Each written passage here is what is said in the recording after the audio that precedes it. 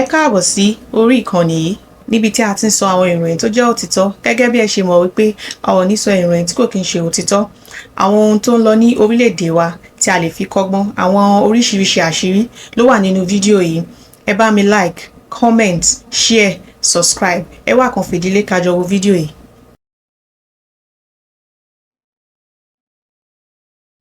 Ilé lọ́lọ́ tààrà, ilé lọ́lọ́ tààrà, Fúlàní rèlé o, ilé lọ́lọ́, àwọn ajínigbé rèlé o, àwọn Fúlàní ti di ẹrù wọn ti ń sá kúrò ní Nàìjíríà. That is point number 1. Point number 2, nígbà tá a jó àjọyọ̀ àwọn ọmọ wa tí wọ́n jí gbé tí wọ́n dé after 55 days lọ́wọ́ àwọn ajínigbé.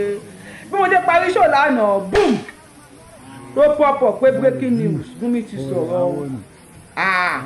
Monas aona Gumi sọ wípé Nàìjíríà ẹ bẹ̀rù Ọlọ́run Allah lórí ọ̀rọ̀ àwọn ajínigbé. Kí ló dé tẹ́ fẹ́ máa hùwà bíi tiwọn? Tó bá pa yín kí ló dé tẹ́ fẹ́ pa wọ́n padà? Mo ní àṣà ọ̀nà mi ìwà ọmọ tó fà á o, bóyá àwọn ọmọ tí wọ́n jí gbé tí wọ́n ní wọ́n wọnú igbó, àwọn ọmọ Nàìjíríà àmì tí wọ́n ní wọ́n ṣe kinní yẹn fún wọn. Wọ́n dẹ̀ ni wọ́n àrẹ́sì àwọn kan náà tó ti yé eyín ṣó kílíẹ̀. Mi ò mọ̀ bí yóò ló fà á o, bóyá ọ̀rọ̀ tí àwọn sínéètì sọ wípé ajínigbé tẹ́ bá ti mú ìyá ẹ̀ pa no more rehabilitation, má rehabilitate wọn mọ́, ẹ rán wọn lọ sọ́run ni. Tàbí ọ̀rọ̀ tí Minister of Defence tẹ́lẹ̀ Christopher Musa tó sọ wípé ẹni sójà tó bá kọ̀ láti pa àwọn agbésùmọ̀mí, ìdájọ́ agbésùmọ̀mí ni àwọn máa ṣe fún un. Mi ò mọ ohun tó fà á o. Lẹ́yìn yẹn àwọn Fúlàní dẹrù wọn o, wọ́n ń sá kúrò Nàìjíríà. Wọ́n lè ní àwọn lára, wọ́n lè ń fòwò àwọn, lè ń fìtínà àwọn. Ṣùgbọ́n lára politician Nàìjíríà kan ó ti kọ lẹ́tà sí ìjọba ibi tí wọ́n ń lọ. Ó ṣàlàyé tẹ́ ṣe ń fòwò ẹ̀mí wọn nínú Nàìjíríà. Yorùbáwùyí lórúkọ mi. Ẹ jẹ́ wọnú ètò. Ẹ gbádùn mi bóyá ìbò ṣe ń gbádùn sìgá. Wọ́n náà ló lé CNN of Yoruba land. Iye olóyè rẹpẹtẹ. Ó yá sọ pé ilé ló lọ tààrà, ilé ló lọ tààrà, Fúlàní ajínigbé rèlé o, ilé ló lọ tààrà, àwọn ajínigbé rèlé o, ilé náà lọ tààrà, Fúlàní dẹrù wọn kúrò ní Nàìjà o, ilé náà lọ tààrà, ilé náà lọ tààrà, Fúlàní rèlé o, ilé náà lọ. Àwọn Fúlàní ajínigbé ti ń di ẹrù wọn, wọ́n ti ń sá kúrò ní Nàìjíríà. And tó máa wá ṣọ́ọ̀kì yín ni wípé ní ara àwọn tí wọ́n jẹ́ politician Nàìjíríà, this is an educated man o, ó tún wá kọ lẹ́tà. Ó kọ lẹ́tà ó mú fún wọn níbi tí wọ́n lọ. Ẹ̀yin tẹ́yí àwọn bọ̀ nílùú yín o, you know the same way tí wọ́n gaslight nígbà tó fẹ́ wọ Nàìjíríà, wọ́n tún ti ń gaslight wọn níbòmíì náà. Ẹ wo mò ń bọ̀ lórí ẹ̀, mi ò tí ì dé. Ẹ ká kọ́kọ́ gbọ́rọ̀ tó mọkùnrin yìí sọ náà. Ẹ̀yin tẹ́ ń wò mí báyìí ẹ̀rọ ètè máa bá ń ṣe program yìí ní kíákíá báyìí. Mo fi Ọlọ́run bẹ̀ yẹn ètè máa bá ń ṣe rẹ̀. Ẹ máa bá ń ṣe rẹ̀ sí àwọn ilẹ̀ Yorùbá tí mo fẹ́ dákọ̀ yìí. Ondo state ẹ ètè bá mi ṣe rẹ̀ síbẹ̀. Ọ̀yọ́ state ẹ bá mi ṣe rẹ̀ síbi ibẹ̀. Ẹ dákun torí Ọlọ́run. Kwara state ẹ máa bá mi ṣe rẹ̀ síbi ibẹ̀. Information kan tẹ̀ wá lọ́wọ́ láàárọ̀ yìí ní yàjó. Mo fi Ọlọ́run bẹ̀ ọbẹ̀ yín. Ẹ dákun ogun ẹ̀yìn oníjà wá. Gbogbo ibi tílẹ̀ Yorùbá wà. Ẹ dìde máa bá mi ṣí ẹ̀rẹ̀ síbi ibẹ̀ mo fọlọ́ ọba bẹ̀yìn ní kíákíá lórí Sunday Igboho wọ́n ti ń ṣe mítì nìkan tó ní agbára báyìí. Àwọn bandit yẹn ti ń ṣe mítì nìkan wọ́n ti kóra wọn jọ, so wọ́n fẹ́ àtàkì àwọn ilẹ̀ Yorùbá kan. Àwọn ọ̀bàyéjẹ́ kan sì wà nínú àwọn Yorùbá wa láti náà jíjọ fẹ́jọ ṣiṣẹ́ pọ̀ láti ṣàbùrú fọmọdé yẹn mọ́ àti fúnlẹ̀ Yorùbá. Mo fi Ọlọ́run ọba bẹ̀yìn ẹ dákun kíákíá dákun ètè máa bá ṣí ẹ̀rẹ̀. Mo fi Ọlọ́run ọba búra tó bá jẹ́ pé irọ́ bá lélẹ́yìí tí mo parọ́ tí mo kàn fi ń ṣe léyìí pé bóyá kọ́ńtẹ́ẹ̀tì ló ń ṣe ni èmi nu Ọlọ́run ọba tó dá mi nu. Ẹ dákun ẹ máa ṣí ẹ̀rẹ̀. Mo fi Ọlọ́run ọba búra I get information yẹn right ni Ọlọ́run ọba mi ń gbọ́. Ẹ bá ń sọ fún olóyè Sunday Igboho kan lọ túnra mú. Ẹ bá ń sọ fún wọn kan lọ túnra mú ẹ dákun torí Ọlọ́run kan lọ gbáradì dáadáa kan tó lọ gbáradì dáadáa. Gbogbo ìwọ tó lágbára ńlẹ̀ Yorùbá ẹ̀yin jagunjagun lẹ Yorùbá ẹ̀yin akọni lẹ Yorùbá ẹ dákun mo fọlọ́n bẹ̀ yín ẹ má jẹ́ nǹkan kan ó ṣe Sunday fún wa mo fọlọ́ ọba bẹ̀ yín ẹ dákun torí Ọlọ́run ẹ tètè lọ ẹ má bá mi ṣí ẹ̀rẹ̀ kọ̀ọ̀kan lóye la wọ́n fẹ́ ṣe aburú fún o wọ́n sì fẹ́ fi orúkọ rẹ̀ dín pẹ̀lú àwọn ilẹ̀ Yorùbá kan ẹ̀yin ní ẹ wo nǹkan tó ń ṣe nínú igbó yẹn ẹ gbogbo sẹ́ takuntakun tó ń ṣe ń bẹ̀ láti lé àwọn burúkú yẹn dànù mo fi Ọlọ́run ọba tó dá mo fi búra mo fi yóò lé ọ̀rá mo fi búra mo fa àwọn gbanú mọ́lẹ̀ mo fi búra ògbónà mo fi búra mo fi èṣù búra mo fògùn búra mo fi Ọlọ́run sẹlẹ̀rì wàláhì wọ́n fẹ́ ṣe aburú fúnlẹ̀ Yorùbá wọ́n fẹ́ ṣe aburú fúnlẹ̀ Yorùbá kíákíá dàpọ̀ ẹ má bá ń ṣí ẹ̀rẹ̀ ẹ tètè má bá ń ṣí ẹ̀rẹ̀ kó kálukú múra kalẹ̀ ẹ dákun torí Ọlọ́run gbogbo àwọn ẹbí bọ́dà wa àwọn ọ̀nà tó wọlé Yorùbá ẹ dákun ẹ tètè báyìí ẹ̀yin security wà nílẹ̀ Yorùbá ẹ dákun ẹ má fi tìjọba ṣe o ẹ má fi tìjọba ṣe ẹ dákun mo fọlọ́n bẹ̀ yín o a gbọ́ information yẹn rẹ ń gbọ́ fún information yẹn ni o a gbọ́ tó kílẹ̀ dáadáa àwọn tí ẹ jọ wà ń bẹ̀ ni wọ́n tú àṣírí ìfà wa wàláhì wọ́n tú àṣírí ìfà wa ẹ dákun ẹ má ṣí ẹ̀rẹ̀ kọ̀ọ̀kan lóye la ẹ dákun torí ọlẹ́rìí para mi ò balẹ̀ láàárọ̀ yìí ẹ má bá wa ṣí ẹ̀rẹ̀ ẹ dákun ẹ má bá ṣí ẹ sá má ṣí ẹ̀rẹ̀ ni gbogbo ibi tó ọmọ Yorùbá bá wà ẹ má ṣí ẹ̀rẹ̀ síbẹ̀ gbogbo péjì tó bá wà platform tó bá wà tọmọ Yorùbá bá wà bẹ́ẹ̀ má ṣí ẹ̀rẹ̀ síbẹ̀ ẹ dákun kálukú lọ gbáradì ẹ lọ múra o ẹ̀yin bàbá wo oníṣẹ̀ṣe nílẹ̀ Yorùbá ẹ dákun ẹ má sùn ẹ jí ẹ lọ lè máa bọ àwọn òòṣà wa báyìí ẹ lọ máa fún wọn ní oúnjẹ bá ń jẹ báyìí ẹ dákun torí Ọlọ́run ẹ má jogun ọjà wa àwọn ọmọ kéékèèké pọ̀ nílẹ̀ Yorùbá ẹ dákun àwa mẹ́ni àwọn ọmọ wa àwa fálú àwọn ọmọ wa àwọn ọ̀dà bí àwọn tí wọn ò ná ní ọmọ tí wọn ò rí tọmọ rò tí wọn ò rí tìyàwó rò tí wọn ò rí tẹbí rò ẹbí gangan ló so Yorùbá papọ̀ ẹ dákun torí Ọlọ́run wàláhì mo fi Ọlọ́run ọba búra wàláhì mo fọlọ́ ọba búra bó ṣe rí nìyẹn ẹ dákun ẹ ṣí ẹ̀rẹ̀ ẹ tètè má bá ń ṣí ẹ̀rẹ̀ dákun ẹ má bá ń ṣí ẹ̀rẹ̀ dákun. ẹ gbọ́ kí lẹ rí sí wọ́n ní kẹ́ ṣí ẹ̀ wọ́n ní wọ́n fẹ́ àtàkì ilẹ̀ Yorùbá wọ́n ní wọ́n fẹ́ kógun jalẹ̀ Yorùbá ogun ẹ̀yìn oníjà wa o kí lẹ̀yin sọ̀rọ̀ tí máa yìí sọ ṣé ẹ expect kí wọ́n lè ṣẹlẹ̀ àbí kí wọ́n ẹ wáyé àbẹ́ ẹ expect ṣe mọ̀ pé Sunday Igboho nìkan Àdìsá nìkan ló ń pàṣẹ tí àṣẹ múlẹ̀ ní Nigeria of today pẹ̀lú àwọn Fúlàní ajínigbé agbésùnmọ̀mí apanilẹ́kúnjayé gbogbo yín tó ní kálukú bá mọ̀ ṣe ẹ bẹ̀rẹ̀ sí ní ṣe ṣé torí Àdìsá ikú ò gbọdọ̀ pọ̀ ọmọ aládùúkùn ikú ò kí ń pẹ̀ta lójú rùn ogun ò gbọdọ̀ jalè Yorùbá gbogbo tẹ bá mọ̀ pé ní kálukú lè ṣe ìwúre lẹ fẹ́ ṣe ẹ bẹ̀rẹ̀ sí ní bá wa ṣe ẹ máa fi opinion yín sí ní comment section kí la lè ṣe tó gbẹ̀yìn ò nígbà padà jà wá nílẹ̀ Yorùbá ẹ wo ìyẹn dúró lẹ́gbẹ̀ẹ́ kan àwọn Fúlàní ajínigbé tí wọ́n ń di ẹrù máa ń ṣò fídíò wọn fún yín fúlì bẹ́ẹ̀ kí n tó lọ síbẹ̀ ẹ ká lọ sọ́dọ̀ Gúnmi ẹ mọ̀ wípé Christopher Musa Minister of Defence ó sọ wípé ẹni sójà tí wọ́n bá ti deploy wípé kó lọ sí ọ̀dọ̀ àwọn Boko Haram àwọn ajígbésùmọ̀mí tó bá tún sọ wípé òun ń dúró de order gẹ́gẹ́ bí Chief Generalismum bó ti pa àwọn ń dúró de order Aláàfin wípé anybody any soldier tó bá fi lè dúró de order àwọn máa treat ẹ̀ bí Boko Haram ni as in àwọn máa ẹ jẹ́ ká gbọ́rọ̀ lẹ́nu wọn. Bàbá wa Sunday Igboho ṣá òun náà dúró de order mọ́ báwọn kan ṣe ń dúró de order then lẹ́yìn yẹn àwọn senate àwọn náà sọ pé àwọn ò fẹ́ rehabilitation mọ́ wípé ẹni boko tó máa ti mú ẹni àgbésùmọ̀mí ẹ pa ìyá ẹ pa ní Gúnmi bá fò bọ́ta lánàá after tí àwọn ọmọ wa dé àwọn bàbá wa àwọn olùkọ́ wa àwọn ọmọ akẹ́kọ̀ọ́ wa lẹ́yìn tí wọ́n dé láti inú gbó Ọ̀yọ́ park táwọn agbésùmọ̀mí ti gbé wọn tán lọ kó wọn ní school fún 55 or 56 days tí wọ́n ti wà nínú gbó yẹn mo parí iṣẹ́ òtún gbówó ájọ́ta ayọ̀ tán lánàá ni mo bá gba ara breaking news Gúnmi bá sọ̀rọ̀ ohun tí Gúnmi sọ ni killing repentant insurgents and secessionists is against religious and international law if you don't fear Allah mo wá kà síwájú Gúnmi ní pé gbogbo ẹ̀yin tí ẹ jẹ́ alágbára nílùú ó ní ẹ má pa àwọn repentant Boko Haram o ó láwọn tẹ́rọ́rìsì tí wọ́n ti pààyàn tí wọ́n ti gúnyàn tí wọ́n ti ṣèyàn léṣe tí wọ́n ti báyàn sùn ẹni àwọn tí wọ́n ti ń ṣú ẹ̀ lórí íńtánẹ́ẹ̀tì ó ní ẹ má pa ó ní ẹ bẹ̀rù Allah o ó ní ẹ bẹ̀rù Allah o ó ní Allah nìkan ní kẹ́ bẹ̀rù kẹ́ má pa wọ́n o ó ní tẹ́ bá wá bẹ̀rù Allah ó ní ẹ bẹ̀rẹ̀ ICC o International Criminal Court ó ní bí Allah ṣe ń wò yín Nàìjíríà bẹ́ẹ̀ ni International Criminal Court náà ń wò yín o ó ní ẹ má pa wọ́n o ó ní ẹ má hùwà bíi tiwọn o ó ní tó bá pa yín tó bá sọ pé àwọn repent ó ní ẹ fi wọ́n lẹ̀ àìjẹ́ bẹ́ẹ̀ ó ní Nàìjíríà máa face consequence ẹ̀ religiously spiritually àti gbogbo ayé lì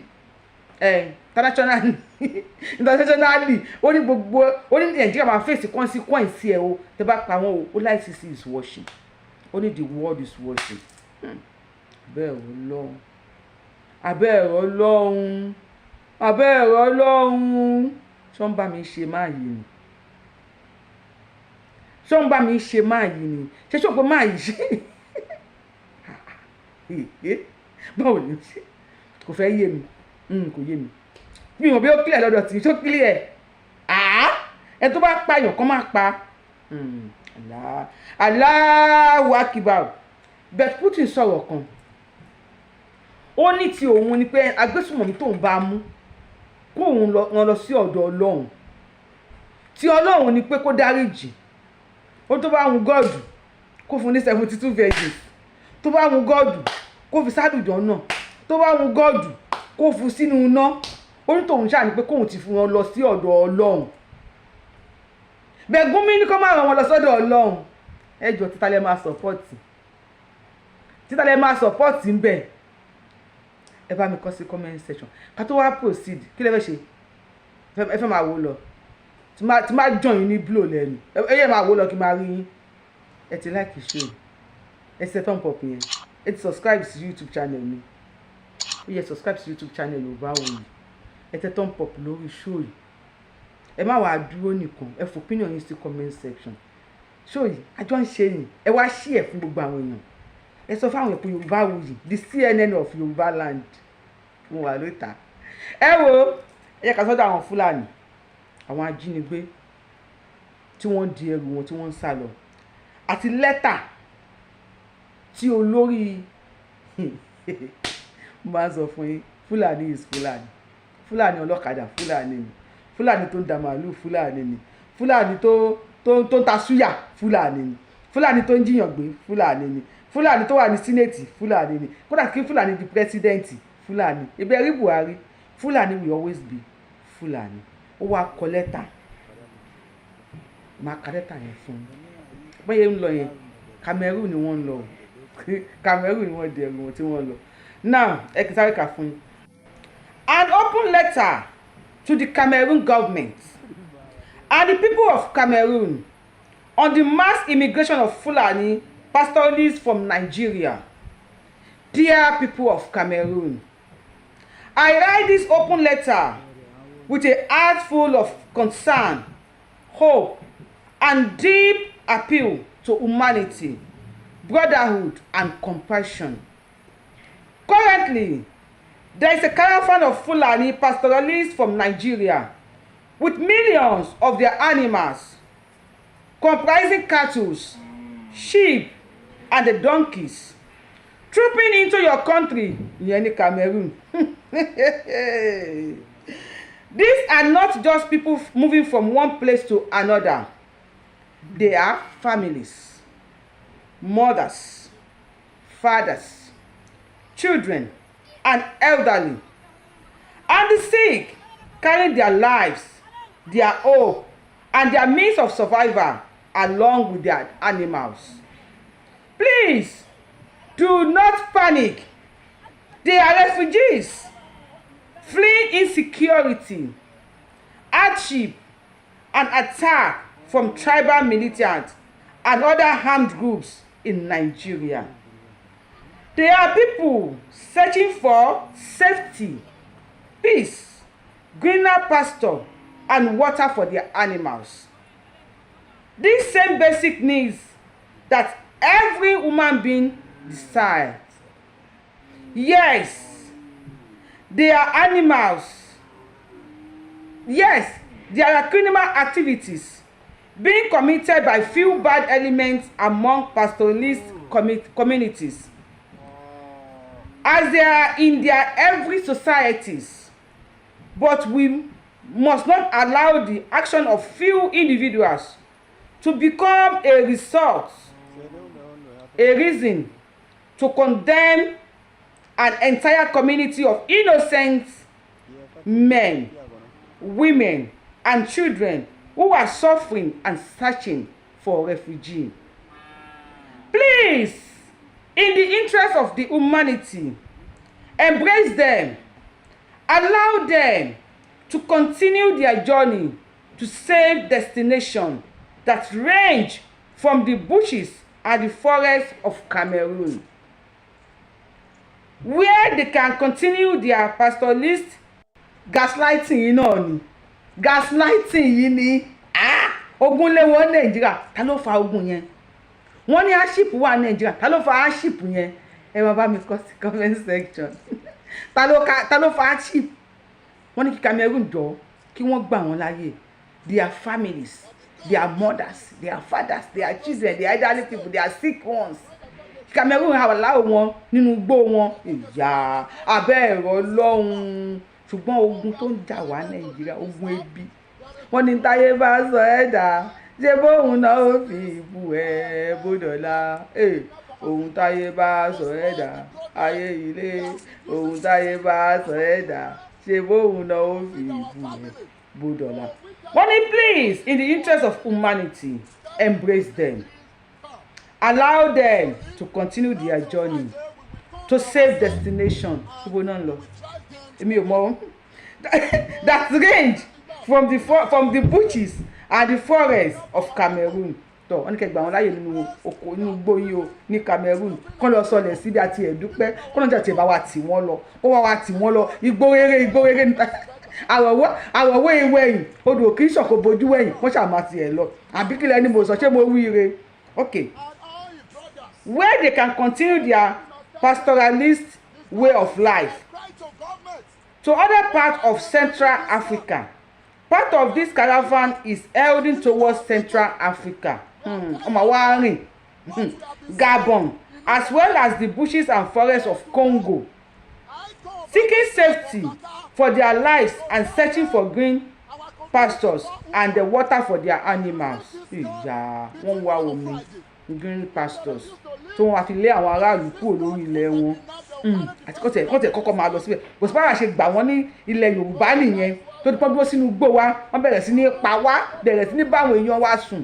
Cameroon ẹjọ́ ọ̀dọ̀ yìí ni lọ́kàn sìn àti wọ́n náà lọ sí Congo Mali gbogbo tó bá wù nǹkan máa tiẹ̀ lọ kò sí tó kàn wá ṣókàyìn ìlú ìwé àkànmí wà ní òkú ìyá àdèlé o.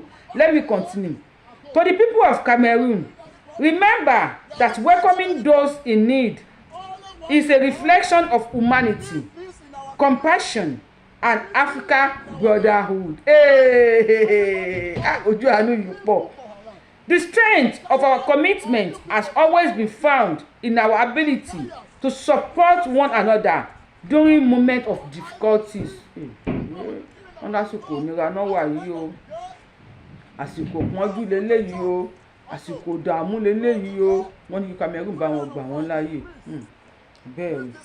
Welcoming them is not only an act of compassion, it is also welcoming a gigantic source of wealth and economic opportunities. Abẹ́rẹ́ Ọlọ́run wọ́n ní káwọn Cameroon bá gbà wọ́n mọ́ra kò kí ń ṣe wípé ẹ̀kan gbà wọ́n torí humanity nìkan o, wọ́n ní you welcome them. Ó tún máa fi jẹ́ opportunity fún ọrọ̀ ajé ní Cameroon. Ọrọ̀ ajé máa wá lọ bẹ̀rẹ̀bẹ̀, Cameroon wá dolówó. Ẹ̀wọ̀n tí wọ́n sọ pé hardship ló lé wọn kó Nàìjíríà o. I don't know if somebody can give what he doesn't have. Well, wọ́n lè dé Cameroon náà kógun owó ṣẹlẹ̀ ní Cameroon. Tó bá dé Cameroon o, ogun owó máa ṣẹlẹ̀ ní Cameroon o. Cameroon wá dolówó kódà àwọn àti China ọjọ́ máa ẹ wo Yorùbá wuyì ẹ má bínú mo ṣe ń ṣá oyin mọ́yìnbó mi ò lọ sí school ni o, no English mi gbọ́ English. Welcoming them is not only an act of compassion, it is also welcoming a gigantic source of wealth and economic opportunities. Abẹ́rẹ́ Ọlọ́run. Their presence brings valuable resources such as meat, ẹ̀rọ náà làwọn ayé wa jẹ, milk, cheese, hides and skins. Pọ̀mọ́ tó mú ta àìnírí pọ̀mọ́ jẹ mọ́ Nàìjíríà, àwọn Fúlàní ti ń kẹ́rù wọn. We serve as important raw material for industry tó máa jẹ́ kó exist àbí tó ń jẹ́ kó exist tó ń wá pa ẹ̀yẹ́ kó máa lọ Cameroon. This represents an addition of billions of value of the wealth of economy of Cameroon through livestock production, agricultural activities, employment creation, GDP growth, and the opportunities for the export of livestock products and the raw materials.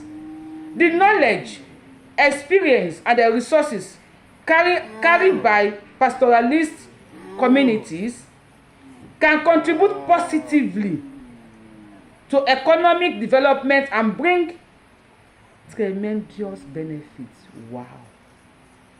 To the lives of the Cameroonians. Tremendous benefits. As in benefit to every pay. Cameroon wọn lanu báyìí wọ́n nígbà tí Ọlọ́run tó kó ìkólọ Ísírẹ́lì padà wọ́n lẹ́nu yà wọ́n ẹnu máa ya Cameroon tó bá wọlé tán abẹ́lẹ̀ wọ́n lẹ́nu máa jà yí o ṣẹ́nu ya Nigerians ni tó wọlé sílẹ̀ Yorùbá at last Yorùbá ẹnu òyà yìí wọ́n lẹ́nu máa ja Cameroon náà o wọ́n máa surprise Cameroon Cameroon wọ́n máa ṣe gbòsà. Let me continue. To the Cameroon Fulanis, this caravan of Fulani from Nigeria are victims of insecurity and hardship. Wọ́n láwọn Fulani tó ti wà ní Cameroon already. Wípé àwọn àbúrò wọn, àwọn ẹ̀gbọ́n wọn, brothers àti mothers wọn tó ń bá àtàwọn children wọn. Wọ́n ní eléyìí ní láti sọ fún yín wípé hardship àti insecurity ló lé àwọn ọmọ ìyá yín kúrò Nàìjíríà o. So ẹni tó wà ní Cameroon wọ́n ní kẹ́ gbà wọ́n mọ́ra láyọ̀ o Ọlọ́run bá wa ṣọ́ yín. Please welcome them and embrace them as brothers and sisters in the spirit of Pulaku. Ó ti yé yín Pulaku èdè wọn nìyẹn o. Pulaku bóyá òòṣà wọn dẹ̀ ni I don't know because whenever Fulani is talking they talk about that Pulaku. I'm going to find time to research about it and I will tell you guys. But before then, ẹ bá ti mọ̀ túmọ̀ Pulaku yẹn, ẹ bá mi kọ sí comment section. The spirit of dignity, patience, respect and brotherhood that is guided our people from generations. Àti sọ fún yín Fulani from generation to generation wọ́n máa ń put nǹkan wọn. Ṣé ti gbọ́? Pulaku tó ti ń guide. You can all see that the immigrating Fulani are made up of women, children and aged and the sick ones. Wọ́n lè pé àwọn Fulani tó ń migrate bọ̀ ní Cameroon ẹ ti rí pé àwọn obìnrin, àwọn ìyá, àwọn ọmọ, àwọn arúgbó ni.